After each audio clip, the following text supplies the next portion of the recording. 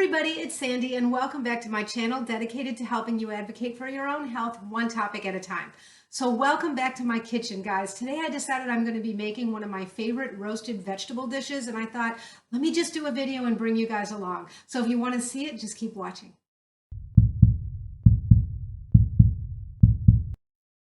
So guys, it's finally fall here, and in the fall I like to make all different kinds of roasted vegetable dishes. I don't know what that's about because they're not even your typical fall vegetables that I'm using, but there's something about a roasted vegetable dish. So for today's vegetable roast, I'm going to be roasting my favorite Brussels sprouts, and I'm also going to add some cauliflower and some broccoli. Now these roasted vegetables sound like a side dish, and they are perfect for a side dish. I'm going to make a whole lot so that I can portion some out in the way of leftovers. But today I'm also going to show you how I prepare this dish so that it can be the center stage in a meal all on its own. So what we're going to do is add some toasted walnuts to our roasted vegetables, and then I'm going to be making a warm, tangy, anti-inflammatory vinaigrette. And voila, it's a warm roasted vegetable salad, perfect for a fall lunch. Okay, so I've just got my ingredients for the simple roasted vegetables assembled. I'm going to be doing the vinaigrette afterwards once these are roasting in the oven. But here I'm draining my broccoli, my cauliflower. I've left them on some paper towels. My Brussels sprouts. I use a lot of the Brussels sprouts. They're my favorite. I've got some sea salt and black pepper.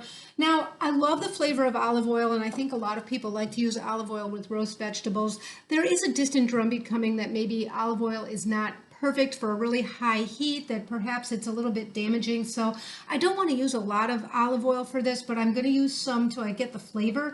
Avocado oil, on the other hand, is highly anti-inflammatory, and it does take a very high heat. So when I roast these vegetables at 425 degrees, this avocado oil isn't going to break down. So I'm going to use mostly that and a little bit of the extra virgin olive oil. So when it comes to olive oil, I guess I'm a bit of an olive oil snob. I've been a little bit spoiled in that I've had the pleasure of buying olive oil in roadside stands where the person who owns the olive groves has just cold pressed it. There's nothing that smells and tastes like that. But recently consumerlabs.com, which I've talked about on this channel a bit, did some testing on the common extra virgin olive oils that you can buy here. And the Costco brand, or Kirkland, came out very highly rated. So I decided I'm going to go ahead and buy some of that, and we're going to be using that today. So I'm just going to start with the Brussels sprouts. You know, one of the things about Brussels sprouts is they are delicious. I could make this whole dish and just have Brussels sprouts in it. They can be a little bit labor intensive, and sometimes I think that's why people just don't use them, just having to deal with them. So all you have to do, first of all, the smaller the Brussels sprouts, usually the better off you are and the less work you're going to have to do, because these are really small, so I'm not going to have to cut these in half in order to get a good even roast. I'm probably going to roast them all whole. Now, some people go totally crazy with peeling off the entire layer of outside leaves. Look, if I can get that clean from the rinse, and these leaves are really tight, I don't worry too much about it. Again, this is going to be going in the oven at 425 degrees, so I'm not too worried about that. You do want to cut off this stem side, so it's going to look like that. Now, after that, some of these loose leaves sometimes just come off, and that's fine. Then you want to take them off if they just peel easily. And that's it. That's my Brussels sprout. So I'm going to trim up as needed these Brussels sprouts, throw them in my large bowl where I'm going to mix everything together with the salt, pepper, and olive oil and avocado oil. Brussels sprouts are about probably my favorite roasted vegetable, so sometimes I make just plain roasted Brussels sprouts. I mean, I could take or leave the other vegetables here. You can use whatever you've got on hand. So that's the nice thing about cooking. Unlike baking, you don't have to get too wrapped up in measurements and proportions. So get whatever's in your fridge. If you only have half this amount of Brussels sprout, use more of something else. Now you can also add a few other things if you'd like. If you want a sweeter vegetable in there, you could add some carrot. Now if you add something like a carrot, you have to think about whether it's going to roast at the same time as all of these other vegetables. These roast pretty quickly. So a carrot I would want to slice probably on the bias quite thin so that it will be done when the rest of these are done. The other thing that is sometimes tasty is a little bit of red onion. Now I usually use red onion for raw dishes like salads and things, but there is something really nice about that tangy sweetness of a red onion amidst some roasted vegetables. Roasted red onion also goes really well with the tangy vinaigrette. I think I'm probably going to do that here before it's over. Let me go see if I have some red onion. Okay, that wasn't so bad, was it? So I just want to reiterate and just show how small these Brussels sprouts are. These are particularly nice. I don't worry about it if I get the large kind, but if you get a larger Brussels sprout, you really are going to have to cut them in half because large Brussels sprouts will not cook as quickly as something that's less dense like the broccoli. So you're going to be having to deal with the broccoli being overdone or the Brussels sprouts being underdone. So just keep that in mind. So the broccoli I've washed. I don't worry about separating it into florets. I just sort of roughly cut it. Now, some of these really tiny pieces, I don't think I'll throw in there for the same reason I just stated. They're just going to overcook too quickly. Now, this will become a very charred dish, and we actually like that little bit of charred, burnt, especially the outer leaves of the Brussels sprouts. But, you know, there's nothing worse than having all the broccoli in the dish completely burned. So I'm going to skip some of those smaller pieces. And then the cauliflower, same thing. I'm just going to kind of roughly chop the florets that are real big.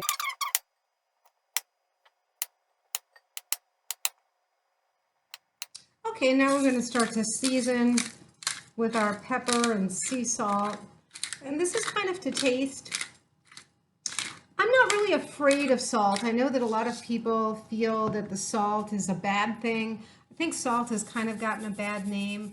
One of these days I might do a video where we talk about magnesium. And there is a distant drumbeat coming stating that magnesium deficiency is the next vitamin D. Remember a few years ago when we discovered that everybody in the world was pretty much deficient in vitamin D, at least in the developed world, and that's pretty dangerous. So now we supplement vitamin D. Well, there's a lot of good evidence that we're also deficient in magnesium, and that can be what's responsible for the extreme reaction of salt that you see in blood pressure. Now, I'm not giving medical advice, but it's something to think about if you're struggling with salt intake in your diet.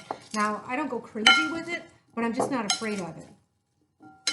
Now, I also always use sea salt or a Himalayan salt, or I use real salt, something that has some mineral content in it. Now, as far as the oil goes, I really eyeball it, and I'm pretty generous. So that's my olive oil, and here's the avocado oil. And that's going to allow me to roast at that really high temperature. And really, they should kind of glisten. Now, if you don't want to deal with an extra bowl or you don't have a bowl this large, you can do all of this inside the roasting pan. There's absolutely no problem with that. I just find I get a lot more leverage and I get it really well mixed when I do it in a bowl. And let me try to give you a shot of that so you can see it's glistening. You can see a nice coating of oil. Again, some people, just like I was talking about salt phobia, some people are really fat phobic, dietary fat. There is no indication that dietary fat is what causes fat on the body. That's what the whole keto thing is about.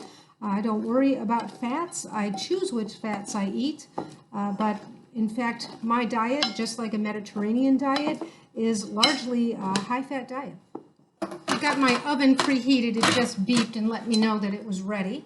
I'm going to put these in the roaster pan. And I almost forgot, I said I was going to add a little bit of red onion. So I'm just going to get some slices. I'm going to mix that in there as well.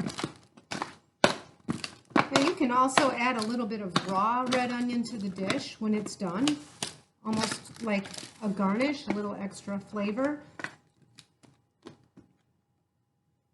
All right, into the oven it goes. So I'm going to get started on my vinaigrette dressing while those vegetables are roasting.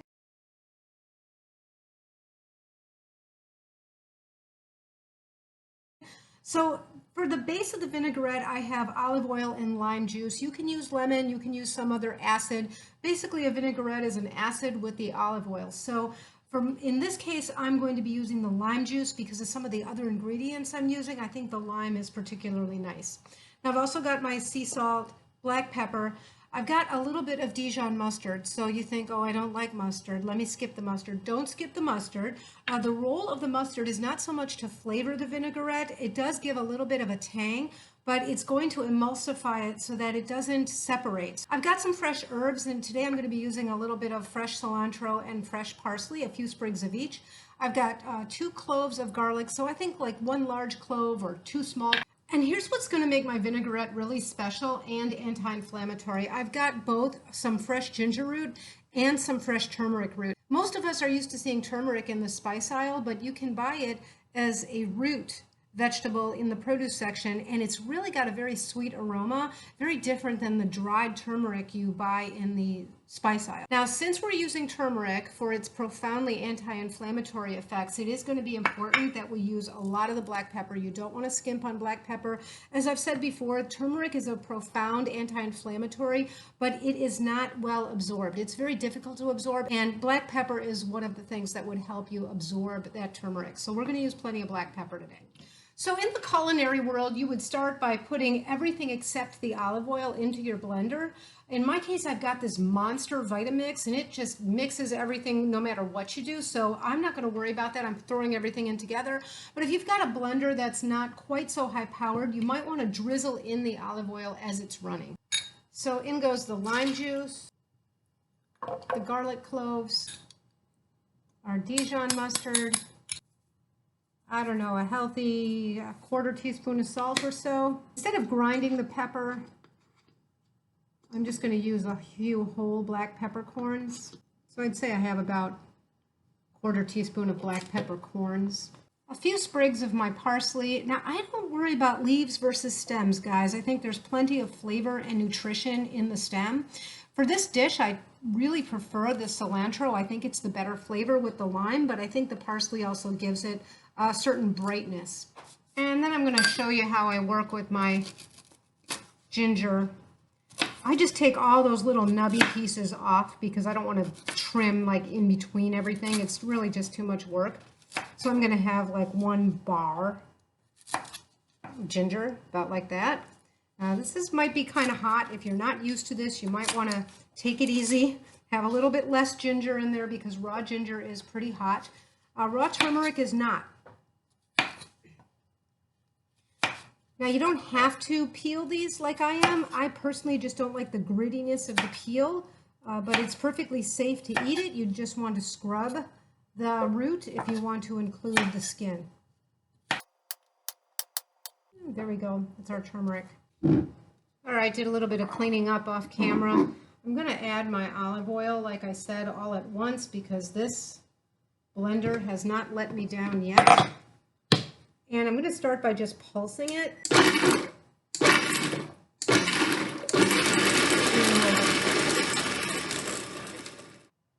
And there's our vinaigrette. You can see the little specks of orange there from the turmeric. Specks of green from the herbs I put in there. Now, if you need a little bit of sweet, some people do need a little bit of sweet with a vinaigrette. You certainly can use a little bit of honey. It won't be totally keto. Honey is kind of a keto cheat. Honey will also help to emulsify just like the Dijon mustard did. So feel free to add a little bit of honey. The flavor is really quite pleasant, especially given the fact that we're using lime juice. Okay, so we're about 20 minutes in, so you can see some browned areas.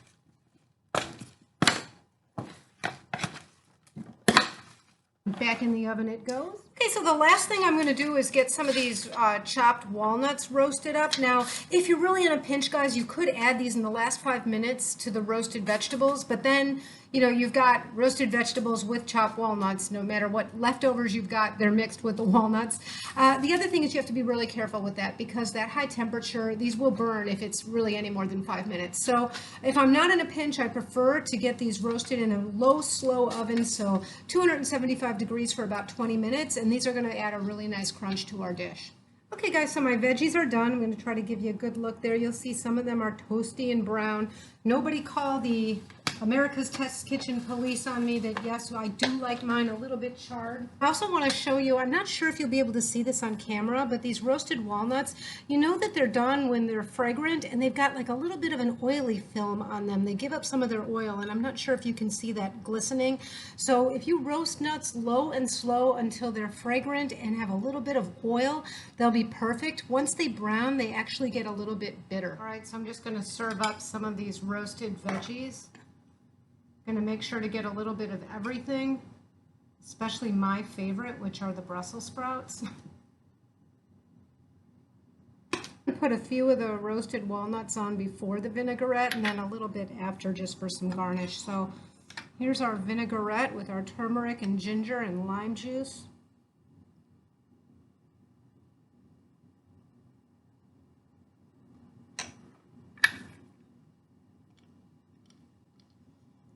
How's that, guys? Does it look like lunch? Try to give you a close-up.